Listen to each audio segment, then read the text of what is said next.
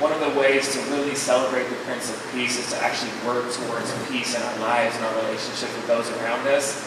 And Corey ten Boom, she said that forgiveness is always setting a prisoner free.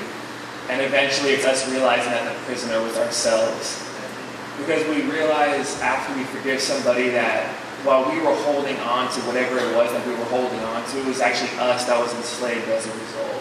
It's like when we lack forgiveness of other people, it's actually us punishing ourselves. Because we hold on to those things and we hold on to grudges, and it always keeps us from experiencing the kind of freedom and joy that comes when we actually release those things, release those people, and release ourselves. And also I just want to say, being here, it's a really, really good change of pace for my wife and I to be with a community like this. You know, a really small community, a really connected community.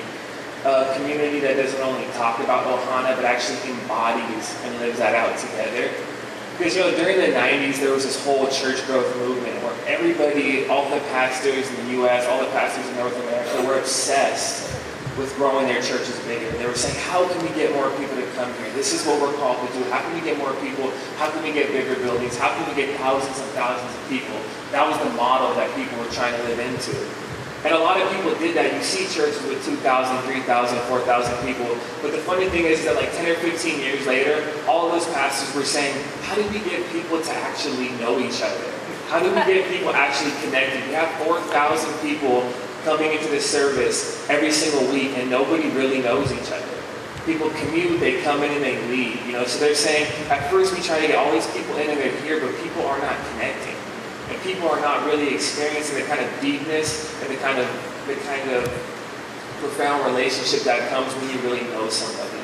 And you know what? Like, when you have a lot of people, it creates opportunities for good things, but it also raises a lot of issues. And the kind of connectedness and family that results from being connected with a smaller community is something that larger churches just are not able to experience. So it's good to be here. And it's good to really see that in the moment. Like, even like me and Keith, I just met him, and we just talked the whole time before, and it's like, you know, being able to sit down with like one of the uncles before service and just chop it up and talk to the pastor and meet everybody before, like that just will not happen when you're in larger churches, you know? And sometimes people always equate the number of people in a church with God's blessing. And I'm not saying that's never the case, but it's not always the case. Just because there's a lot of people there does not mean that there's always great things happening, and it doesn't mean that people are always really connected. So if you have your Bibles, if you want to turn to Ephesians 4, I'm going to start by reading Ephesians 4, 16 through 19. I'll give you a second to turn there.